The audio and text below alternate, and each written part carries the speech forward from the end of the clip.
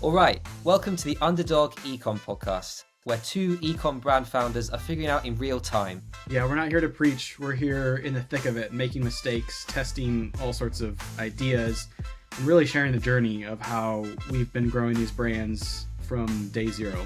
Hopefully you learn a little bit, perhaps come away with some ideas that save you time and money. And so if you're tired of the same glittery D2C advice from those 9-figure gurus, you're here in the right place. Let's get into it. Okay, here we are, episode 6. So this episode, David and I really wanted to talk about, wholesale, because he's really the wholesale king, in my opinion. But something's dropped to last like 24 hours with AI, and I think we just have to kind of cover that because it's just a bit of a game changer, really. Gone a bit crazy on Twitter. So, Just David, a little bit. Just a little bit, yeah. David, you want to tell us what it is?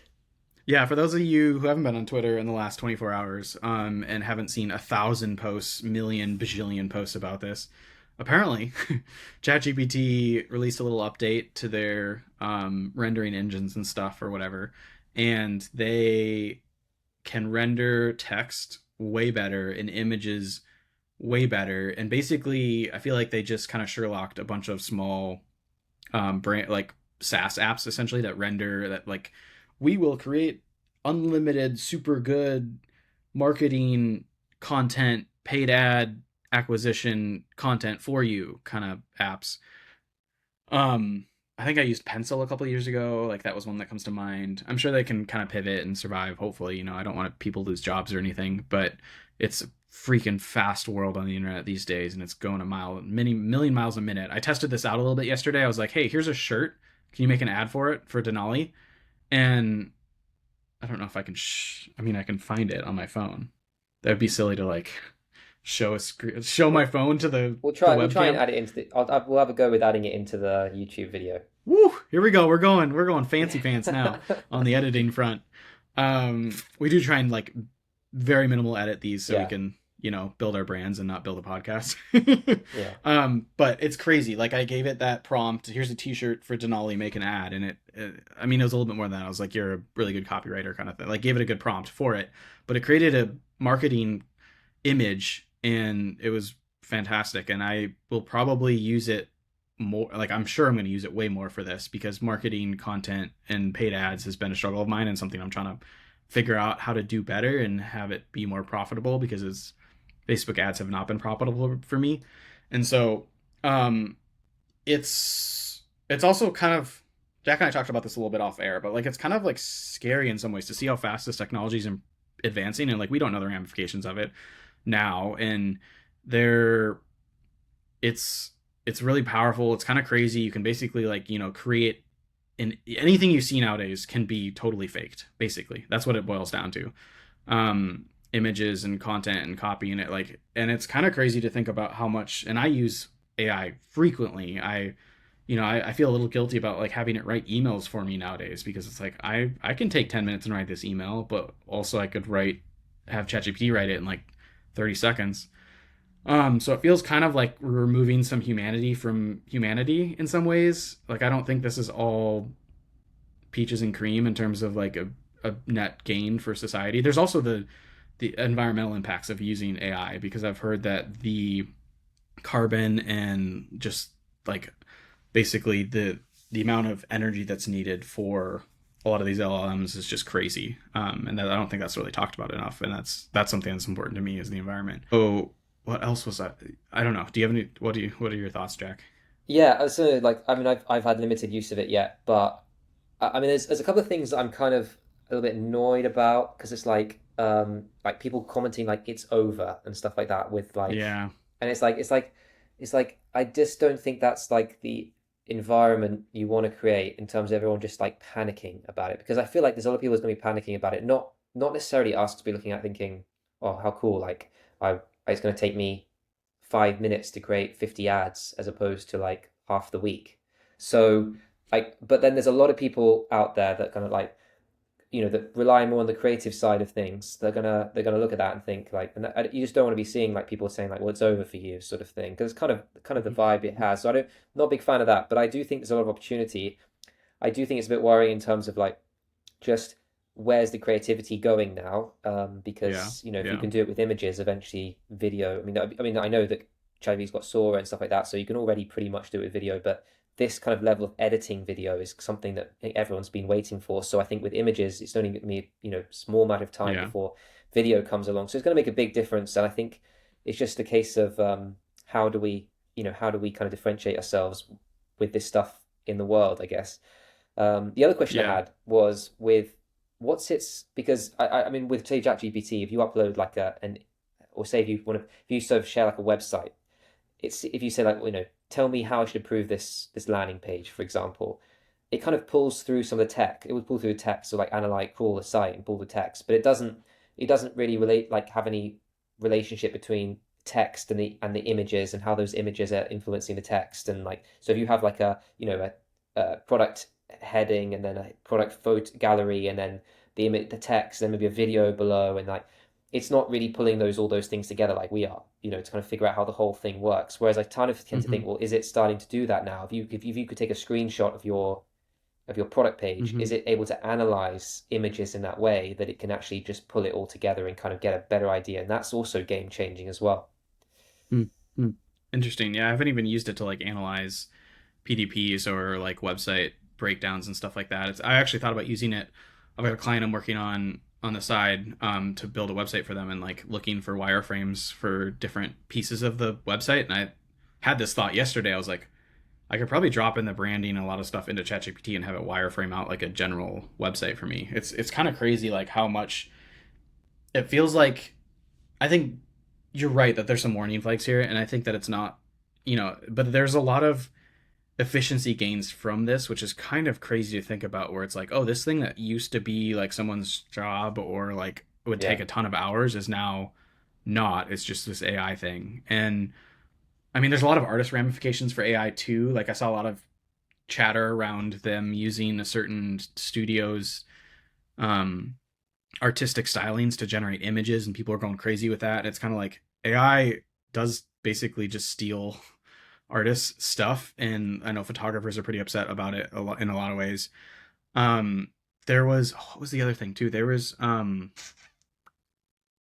it oh shoot, I can't remember what the other point was that I had about all of it, but it's like it's definitely really crazy. I think you're right that it's kind of like it. Oh, I know what I was gonna say after I stumbled around for like 30 seconds. So I saw a really good post that someone was talking about how it sort of equals the playing field on the bottom end of, and this is probably specifically for like creating online ads and stuff, yeah, where now everyone is at this base level where all you have to do is go to ChatGPT and have them create an ad for you and be an expert copywriter and designer.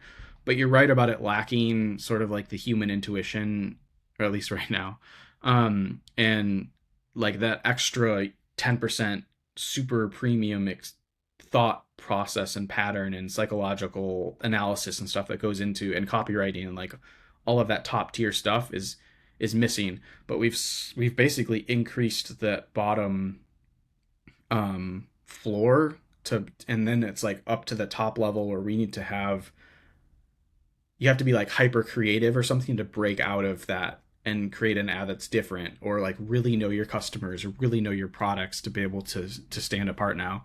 So it'll be kind of interesting because I think that we could probably see a flood of, I mean, who knows? The meta ad universe is massive, massive, and we're in this tiny little like very yeah. narrow blinders on D2C Twitter space or whatever that's very early adoptee, and there's billions of dollars spent on meta ads. But like, and I think that's kind of where like the doomsday hyperbole people are talking to, and that gets clicks on social media. Yeah. Social media is so much about emotional quick knee jerk responses now that like those are the things that people are like retweeting like mad. But um it'll be interesting to see like, oh, are we gonna see all of these ads sort of get like streamlined into, as you browse Instagram, into this like certain like, oh, that was a ChatGPT ad. Oh, that was a ChatGPT. I don't know. Who knows? Well, I mean, yeah, it's the same with the copy with, if you look at, I think is you're right that it's going to get to the point where it's going to take, and I wonder whether humans are themselves, like we themselves, are we actually going to, our level of being able to detect and then also write beyond what AI can do um, by tying in the emotional side, by tying in that like all the understanding we have as humans of other humans, whether it's going to get to the point where actually, yeah, like you said, it's moving the baseline up, but then we're also moving up with it, and so therefore you can, anyone who's browsing an ad will get to the point where they can pretty much tell whether something's been created by AI, whether it's the copy, whether it's the image itself. Even if it's done really well, the fact that it's just not unique enough or it hasn't got that human connection is what we're actually looking for now. So I think it's definitely going to be a big part of it. Yeah. Crazy, crazy times. Anyways, we're not here to talk about AI. No Yeah. more AI for at least a couple episodes, we promise, until ChatGPT releases an update that breaks the world again. Yeah, yeah. No, I think the real purpose of this episode is I think everyone's trying to look at different channels. Some channels work for other brands more than others, but I think wholesale is a really interesting channel nowadays because was in a bit of a dark spot, last, for maybe 2 or 3 years, 4 or 5 years, especially during like the pandemic and stuff like that. And then it starts to really get brighter as an opportunity for D2C brands. And I think everyone's starting to look at it in a different way. David's done some incredible things that he shared a lot in the Underdog Ecom Slack on his wholesale side. He's in REI. He's in lots of different things. So I just have a lot of questions. I want to know a little bit about like, I suppose my first question for you, David, is um, first of all, how did you get into wholesale being like a channel? Was it the sense of was it actually before the D2C, after the ZC, and how did you start to figure out that it was scalable, I guess, for your brand specifically? Still trying to figure out if it's scalable. um, to answer the first part, I don't know when it started. I've been on Faire for a while, so my brand is Mm, probably like 40% wholesale, depending on the time of year. it's So it's a huge. good chunk. Yeah, it's a good chunk, and I've been on Faire for a couple of years. A couple of years ago, I stopped. I was doing it on my D2C Shopify storefront for wholesale, or maybe that was pre Shopify when I was using WooCom. But I feel like the B2B thing has only been the last couple, maybe 3 to 4 years or something like that. And it's grown a lot. And I was on Faire, been on that. Sorry, I'm going to say that like 5 more times for some reason. But I also have a Shopify separate storefront for B2B. And I built this out for a few different reasons a couple years ago, maybe a year, 2 years ago. And it basically, at the time, I was working with REI. It was early in my relationship with REI. They were placing orders, and I wanted to have it be a separate experience for their people to purchase from me because they were not going through the typical PO process. It was very much like we're going to just browse your website and buy things because I'm kind of through a back channel in REI. I'm not through the typical national wholesale buying program, which I don't know if I could handle an order of 50 gazillion t-shirts for that. So I'm thankful for now until I expand and improve operationally. But they were placing orders on the website. So I eventually was like, I'm just going to spin up a separate Shopify storefront and figured out how to do that. I absolutely love it. It's pretty cost effective. Like it's just another Shopify subscription. I have a wholesale app that I use called SparkLayer, which I really, really like. And it allows me to do like price all the wholesale kind of features basically. And it's really helpful. And then I use an app called Trunk that syncs the inventory between the two Shopify storefronts so I don't have inventory issues. And it's a little bit of management because like if I create a new product on Shopify D2C, I have to import it to the other one. But it's really a couple clicks. And after you've got the products added and inventory synced up, like you're pretty much ready to roll in terms of that. And I love the wholesale site because it's something I can point to. Here's my direct wholesale site. Tried to sort of move people from Faire because I have a lot of smaller boutiques that are on Faire that buy from me. And I've tried to filter them over to the wholesale direct site, but and I've slowed down that migration effort because for a few different reasons. It was hard to get them on there. Faire has a bunch of advantages for smaller shops. They also control a lot of the funnel aspects, which is a reason I don't like it, but there's advantages there where they will email people. You can set up email marketing on their platform. They're running ads on Faire and stuff like that. And so it's a pretty sweet platform, but the wholesale direct site is amazing because it separates out the metrics in Shopify. So I don't have, because I'm getting a couple $1,000s pretty quickly orders, and that would throw off my D2C metrics quite a bit. So it's really, and I can also cater that online experience directly to the B2B customers, and it's just been great. but I don't remember how I started wholesale, to be honest. But it's really grown a lot. It's been pretty cool to see. And now I was on vacation last week with my family, and we flew into the airport, and for the first time, I got to walk past this shop that stocks some of my products, which was Just amazing. That's so unreal. cool. Like Seattle Airport, 50 million people a year, or whatever, walk past there and see my stuff, and I was like, wow, so And cool. are they buying through Faire? No, they're not. They're going direct. They're one of my more like traditional wholesale customer accounts where they do POs and oh my goodness, they I don't know how much I can say, but some wholesale customers, not necessarily this shop, have are more traditional and have given me like a 30-page vendor guideline document about all of these different requirements, and it has taken me for that particular account like those orders, because everything has to be tagged and everything has to be like in very specific guidelines and instructions. It takes like a couple hours to get those orders packed up and shipped out and stuff. Wow. And but yeah, so there's a lot of work on the back end. And margins wise, wholesale, I'm doing 50% across the board pretty much for all of my products in terms of that's what B2B is as a percentage of MSRP kind of thing. And that's hard. Like you have to do good unit analysis. You have to have really good margins to support that. There's definitely some products where I've had to raise the prices on them because like some of my best selling products last year, I increased the price from $20 to $30, and I've seen sales plummet off a cliff. I don't know if it's because of that or they're just out of style now, but I was not making money going wholesale with them, and they were very, very popular wholesale. So it's tricky. Like you definitely have to know your business pretty well, and I am still learning that and still figuring that out. But at this point, it's been pretty awesome because yeah, the margins are less, but it's pretty cool to get an order that's a couple thousand. I've been working with the national. Last summer was actually my first summer working with the national park directly, which makes total sense for my brand because it's very much like a national park focused brand, and that's been a phenomenal working relationship. And they last summer they like ordered a little bit, and then doubled it, which broke my record for wholesale orders. Then doubled it again, which broke my record, and then doubled it again. And I was like, wow, it's That's so incredible. crazy. Yeah, yeah. The downside to all of this wholesale stuff is um operationally it requires a lot more sort of fluidity because I have a lot of SKUs because I'm not, I don't have like a couple SKUs or whatever. I've got 200 plus. I don't know exactly what they're going to order and when sometimes. And so that's something I need to get better at and learn from some of the people that are out there in the apparel world that have been doing this longer in terms of wholesale, because I've got certain products that do well D2C, certain products that do well wholesale. It's like, do I, retire these but leave them for wholesale? Do I flip it back and forth? And so I talked last episode about being overstocked inventory wise. That's part of my problem being overstocked inventory wise is my mindset of being prepared for wholesale orders when they come in, Yeah. because I've also gotten feedback in the past from REI store managers that are like, hey, you're always sold out of your t-shirts.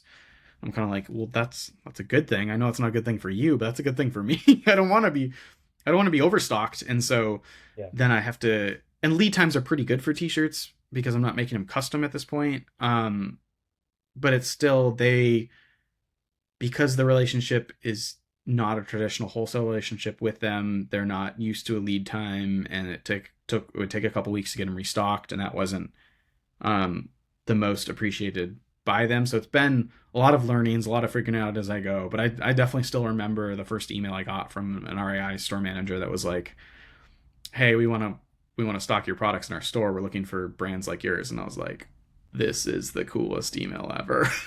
Yeah, that must be an Phenomenal. amazing feeling. I Yeah. think that like seeing your products in stores has got to, I mean, I've had a limited experience with that, but like it must be an amazing feeling because I think Yeah. also your category is obviously lends itself well to wholesale because Mhm. if I think Mhm. about us like with bags with smaller Mhm. retailers generally, you know, it's like if you go into like a small boutique store and they have bags, they might have like two bags hanging up there. Mhm. They're not going to buy 20 of them because first of all, Mhm. bags are more expensive per unit, but also they're one Mhm. size. So it's Mhm. nice from a stocking perspective, but it means they stock less because they don't need to Mhm. stock, extra small, small, medium, large, extra large, whatever. So Mhm. I think apparel is good. I mean, it seems like that. Correct me if I'm wrong. It seems like it's got a good opportunity there. I guess from your side though, like you said, there's a complexity of like you've got to hold not just one, it's not just like us, one bag is one SKU. You've got all the Mm-hmm. different sizes. So that must be a Mm-hmm. really difficult thing to deal with. Yeah, there's everything. There's always, there's always like pluses and minuses, and you're totally right that like the pluses are it's apparel. There's no like product education. It's not like this is a super epic cancha bag and these are the reasons why it's epic. It's like that's a t-shirt kind of thing. And I've got a laundry list of reasons why that t-shirt's the best t-shirt ever, but like it's a t-shirt. And same with the other kind of products, but you're definitely right about it. And so like yeah, they're buying apparel, they can buy the t-shirts, they can buy the hats, they can buy the kind of things that they know, the product tailors they know. But you're right about it being operationally tricky, and apparel's also kind of a tight margin Yeah. operating arena as well. And I always go with high quality, eco friendly products, and so that also is a low margin. And so it's like it's very pinching in terms of the costs versus like the revenue like the profit that comes in. But yeah, it's like there's a lot of reasons that it's good and bad. Yeah, and I suppose the next thing is like how much outreach do you do? And what's your structure for it? Or do you have like a VA doing that? Do you do that? And how are you like pulling together a list of say new retailers, or is it more just word of mouth? Through like what has it been? No, this is good. I should do my outreach. I don't do any outreach right now. It's been mostly inbound for the last like couple years. I did outreach a couple Yeah, years ago, and it just it felt like it was a numbers game, which it is a numbers game. And I had heard from store managers, small boutiques is, I try and find shops in the Northwest that would carry my products. And a lot of times it's these smaller boutique shops. And they're like, I heard from one person that wow, she told me she gets like 30 plus emails a day from people like me. And she's, I can't open these. Like literally, I'm just trying to, spend all my time running this store and keep it alive kind of thing. Like it's not a really profitable business. And I can't respond to all those. And so it's really hard to fight through the noise. I used to do a lot more outbound and tried, but it felt like as a founder, it kind of felt like I was getting paper cuts all over because it was just like rejection after rejection. And there's a couple brands that are pretty entrenched in the P&W apparel world. And so it's hard to fight those as a new incumbent. I don't know if incumbent's the right word, as like a new brand. And so I've been a little bit more lax about outreach, and I did it a while ago, and that rejection rate was so high that I kind of gave up. I want to get more into that this year, I think, and do more cold outreach and more outbound. And so it's something that is I'm gonna figure out a good process, like set up a good Airtable for it probably, and have my VA accumulate a lot of the leads that we can do outreach for. And I was actually talking to another founder about the cold outreach game because that's like a whole nother rabbit hole to get into. I basically was just emailing stores that I thought were cool with my own email. Turns out you need to have like a burner domain if you're going to do like crazy cold yeah, outreach, outbound, and all these other things. And so it's something that's involved, but I want to get more into that because he was saying that it actually works pretty well. Like it is a numbers game, but if you send 1,000 emails and you get 1% bites, like you're getting some bites. yeah. So we'll see. That's a That's goal really for this interesting year. because I mean, like I'm like imagine you, like me, you receive like tons of people selling you stuff every day. Like in terms of like we can improve your Google Ads Yeah. performance by Oh watching that. yeah. And you look at their emails, and their email addresses are always the weirdest email address to you. And like I used to think like just the fact your email address is that weird makes me suspicious. But I realized because they're Yeah. using burner emails Yeah. to do this, because obviously otherwise it just kills your reputation. Um, Yeah. so like that's a good point as well. Yeah, I think Mm-hmm. it's interesting because that that's a tough one. I think the outreach side of things is something I've always like meddled in the past. We're just reaching out to people by email. Mm-hmm. And but yeah, the inbound is great. It's great that you've got that because thing is we do get that to an extent. I think it's why Faire is so good. You talked about Oh the man. small Yeah. boutique stores. Like that is what Faire is for because they can Yeah. go ahead, go on the platform, order $500 worth of stuff, which is or $300 worth of stuff, which is maybe more of a headache for you to ever reach out to anyone about. But it Mm-hmm. just goes through Faire, Mm-hmm. filled as normal, and then you get all that money just adds up for you, and they're able to make a smaller order that fits their store. So I think that's why Faire is kind of done pretty well, I guess.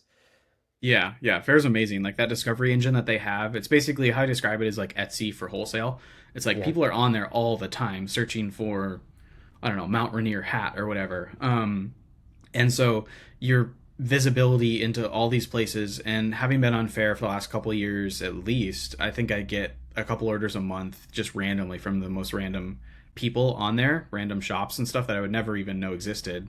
Some of them are big names and stuff, and it's like, oh, well, that's super cool. And some of the existing shops that I've worked with actually prefer just ordering from Faire rather than my wholesale direct site, which has been kind of a struggle, but it is fantastic. I have reservations about Faire because they raise money, they're trying to pay their own bills. I feel like they're going to slowly sink into the realm of making more money and screwing over merchants, brands, more and more as we go. But we'll see. Some of the changes they made, I feel like, are not the most positive for brands, and giving up control and like ownership, basically, like they own everything on the platform, and so like giving up that feels a little dangerous.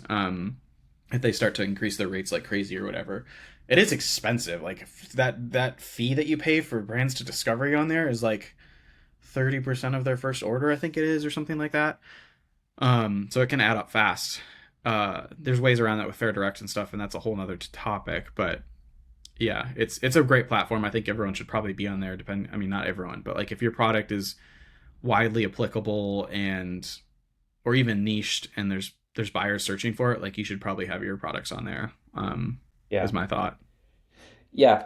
Yeah, I thought the next part of this is a kind of maybe if you could be like if you could I'll basically explain a bit like what my wholesale thing and you kind of give me some advice and I think maybe it might apply to other people listening as well. So like because I think like Cool. all of that's really I mean that's been really useful I think for a lot of people, but I think also for myself like I always struggle because what I find really frustrating about wholesale, and maybe you find the same, is like we will be speaking to, for example, like a tennis retailer, like a big one in the US. And I've had this recently where like it's a big retailer based in the US. They're huge, and they said yeah we'll stock your bags. They put an order in, and so we were getting to the order like and they never paid it, and it was through I think we are doing it through Faire. So like all they needed to do was to accept it, and then they would get charged later on. They just had to put their credit card details in because I think when you do it through Faire Direct, they put their credit card details, if they don't get charged yet, and then that accepts the order on your side because they had some pretty harsh terms, and I said to them, well, I can probably do this through Faire because it gives you like the free shipping and stuff, and but otherwise I probably wouldn't be able to offer like it was like beyond it wasn't just 50%, they wanted other stuff as well. And so I was like, okay, so they said that's fine. So they never put their credit card information. It's like, oh yeah, we're trying to get finance to give us the credit card. Finance won't give us the credit card. I'm just like, yeah, but you're not going to get charged yet. You've got 60-day terms on this. Like you're Yeah. not going to get charged yet. And it's like when you deal with these really like corporate environments, it's a Mm-hmm. nightmare because you're a Mm-hmm. smaller brand and all they Mm-hmm. really want to do because they were like, oh, can you just send us an invoice and we'll pay it in 60 days? I'm like, no, because then I don't Mm-hmm. get paid for 60 days. Like this is the whole Mm-hmm. point of Faire. And so Mm-hmm. so Mm-hmm. like and trying to get big corporations to be on board with this and they want 60-day terms and they can't be bothered to deal with things like that. That's what I've really struggled with because a lot of like the bigger retailers in my Mm-hmm. area like just they're just very corporate about it and that's really hard to deal with. And then eventually they're just like, oh yeah, now finance has changed the budget and we've stopped our orders for the next month. It's like great. So I just wasted all these like literally like a chain of like 30 emails with you for nothing. So this is my thing with wholesale is like I keep getting into these ruts where I get like almost like I bite onto something that could be like a decent amount and then actually it kind of Yeah. just fizzles away over time. It's like the more time it takes you to close it, the less chance that it's going to happen, sort of thing. Yeah.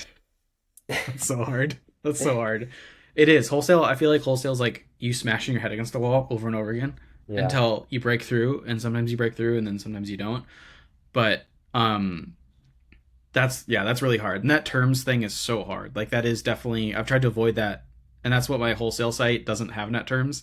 And I explain it like, hey, you can pay with your credit card and you can pay that off in 30 days online and Yeah. I'll just eat the 3% fee. And I know some people out there, some suggestions I've heard are to give discounts if they pay up front, but if they want to do net terms and they pay the full cost, give them like a I don't know, 5% discount or something if they pay up front rather than net terms because that net terms is brutal, brutal, brutal.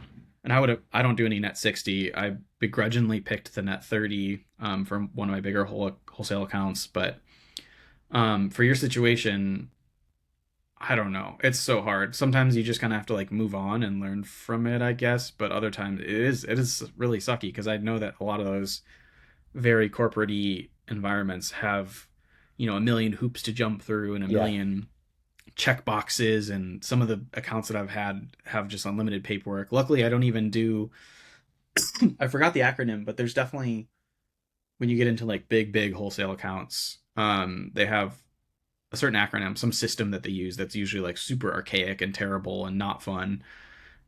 So it is tricky. Like I feel like your bags would probably do fairly well wholesale in general. Like it's not like totally niche, but you are kind of Mm. fighting against the big brands that are out there that are like Wilson and Prince and stuff or whatever.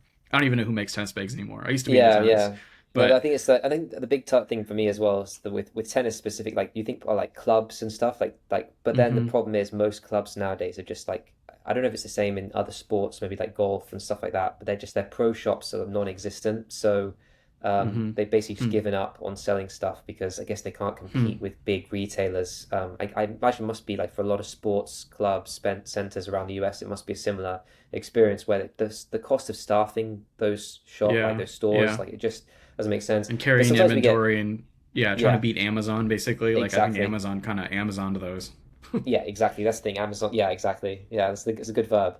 But Huh, huh. um, but yeah, yeah. I mean, sometimes we get customers as well reaching out to. I mean, we do get people reaching out to us. That's the weirdest stuff as well. I don't imagine you get the same, but like we had like the other day, someone wanted to buy one of our tennis bags for like medical gear, and they were like, "Well, we represent this client, and if you could, and yeah, we probably order like $5,000-10,000 worth of these bags from you a year because we actually kind of want to use them for medical stuff." And like you sort of looking at it, just like, what? Like, why is it like these people are reaching out to me and I can't seem to get, the right Actual customer? tennis Yeah. shops, yeah. I Where's hope, Big Five? Come on, Big Five, yeah. or the other big. I don't even know the other big sports stores in the U.S. right now. Sports Authority or something like that. I don't know, Yeah. but Or Dick's dang, Sporting Goods, like, yeah. yeah. That's one. Yeah, Yeah. that's But weird. yeah. I don't have weird people like that reaching out for Meta, like some random other use case for my products. Okay, Um, so my next question is for yeah, you is like, do you think you can get much out of like optimizing Faire? So like, is it, yes. you do? Okay, so because I know I've seen these services pop up recently of like people saying Mm, like Faire listing optimization. And I think that I've kind of looked at it and I thought, how much can you really do? I reckon if I just am smart about it, I could probably do a lot of this myself. But like, what is most important, do you think, in terms of like making it more appealing? I think there's a huge amount of ROI to like pull out of the threads of Faire. I haven't done enough of it, and I actually attended like there's a Workspace 6, which is this online community of big brands and operators and stuff, which is really well done. Shout out to Sam and Ben, I believe, for doing that, for making that place. But they basically had like a webinar from a guy that's really smart and ran a big brand and did a lot of action on Faire, and it was basically a Faire optimization session, and really good tips from it. Basically, I learned that you can, if you treat Faire similar to how much you can polish and finesse your own D2C website, there's a lot of ROI to get out of it. So there's so much to it. Like it's such a deep platform, and it's not the best to use. As a UI snob, there's a lot of little things. They've gotten a little bit better, but um, there's things like preparing products ahead of time, ahead of seasons. Like people are searching for Christmas stuff in August or whatever. Yeah, Like prepping out a couple seasons, creating collections for those different things, creating collections for all your different breakdowns of your products. Like obviously, I mean, you've got more of a sort of narrow product set versus like my apparel kind of thing. So that's where I come in from my frame of mind. But optimizing titles, optimizing keywords in the descriptions, um, optimizing product images, optimizing collection images, constantly keeping it updated. There's the whole email marketing side of things where if you treat that similar to like you treat Klaviyo, like there's so much potential there, and it's so much work. I've yeah, tried to be put my gas pedal down more in that Faire world, and tried to send out like an email or two a week, tried to follow up because there's a whole chat platform as well built into it. And I've done the thing where I try and be top of mind for a lot of these retailers, where I'm texting them like, hey, saw you got your order, how do you like it, that sort of thing. And other sort of questions that I thought would be relevant and interesting to them are like, hey, just restock this hat that you bought last time, want some more? Do you need a restock? yeah. And a lot of times it just fell to death, like I didn't get replies and stuff, and the email marketing sort of worked but not worked super well. And I think it's just one of those things where you just have to spend hours and hours and hours. And you can start small, I think, but it is like there. I think there's a lot of ROI to get out of it if you spend the time. And I feel like it could be, as our brands grow or whatever, and we have more people on staff, like this could be someone's part-time job, is basically running B2B, chasing those leads, being the salesperson to chase leads, and then also optimizing Faire. It's just like a never-ending game, basically. I think there's a ton of potential there with Faire. And there's probably there's like, you can create collections for certain things, like create a collection for Earth Day. Like that's something coming up on the top of my mind, that I definitely haven't created a Faire collection for. But there's a lot. Yeah. Do you do promotions and things through Faire? Like, I suppose you Oh, do I didn't like even the. talk about promotions. Oh yeah, Yeah. I was waiting for Yeah, that one. yeah. I know, right? There's so much. It's so deep. Deep and wide. Faire does their like semi-annual promotion thing, and I always join that. And, there's a whole strategy behind that where it's like you can email your people and prep them for it, tell them to fill their carts before the promotion because they can fill their carts and then check out during the promo, set up tiers that make sense for your business in the promo. I've pretty much attended every promo fair that they do there. And I get a couple orders out of it. It's not crazy big or anything, for me, but I think that definitely could be potential. And it's also a place, it's a time, it's smart by Faire because brands or shops are shopping more during that time period. So you could come across and find a new buyer, and hopefully that will be recurring revenue down the road. Hopefully they'll reorder and have like a good LTV and stuff. Yeah. But you essentially can apply the same like frame of mind to your D2C shop to Faire in a lot of ways and try and optimize it in that way. Yeah, so interesting. There's just to finish. There's one called in the UK. I don't think they've come to the US yet, but they've like got venture backed as well called Creo 8. I don't know if you've heard of them. Haven't. But they're really interesting in the sense like I don't know they haven't they're started in the UK, which is very different. I think Faire's obviously started in the US and is now in the UK and everything, but they've got a bit different take where they're trying to be the same thing like a wholesale discovery platform, but they've got different products that they offer in terms of if you have instead of like this Fair Direct thing where you invite a retailer, what they're trying to do is if you have an existing retailer and you have POs from them, you basically give those POs to Creo 8 and they will fund the PO for you. And then they give you Mm. payment terms. So it's a really interesting way of doing it. I think it's Mm-hmm. interesting to see how they do, especially like beyond the UK, because I think they're Mm-hmm. trying, obviously, UK is a small market. They're trying to move out of the UK as fast as they can, I imagine, especially if they're Mm-hmm. venture backed. But it'd be interesting to see because I think Mm-hmm. that could be really interesting for maybe brands above us that kind of maybe Mm-hmm. already got bigger POs from existing Mm-hmm. retailers where they might be one of the platform where they can get discovered, but also they can get really good payment terms on existing POs and they can go and have time to produce them and stuff like that. That's really interesting. I've definitely heard about like finance options out there that fund your POs and stuff. Mm. Don't think I've heard of that one, but I imagine that's on Fair's roadmap. Who knows? Yeah, it must be. It must be for sure. The financing play. Yeah, Yeah. Yeah, well, that was really cool. interesting. I think that's covered most of my questions, and I think it's so cool to see other brands finding different ways beyond just D2C. And yeah, I think there's a lot to be done there. So I'm definitely got some work to do. Cool. Yeah, I'm glad I could share. Thanks for all the questions. Okay, well, I You want think to wrap that's us the end up? of Yeah. yeah, I think that's the end of the episode, and yeah, I think it's been a lot of fun talking about this one. Obviously, guys, let us know if there's another topic you want us to cover specifically. I think next week we'll be doing a bit of a catch up and stuff, but also just we've got a long list of topics. But if you let us know things that you want to hear about, we'll obviously prioritize. So yeah, looking forward to speaking to you guys again next one.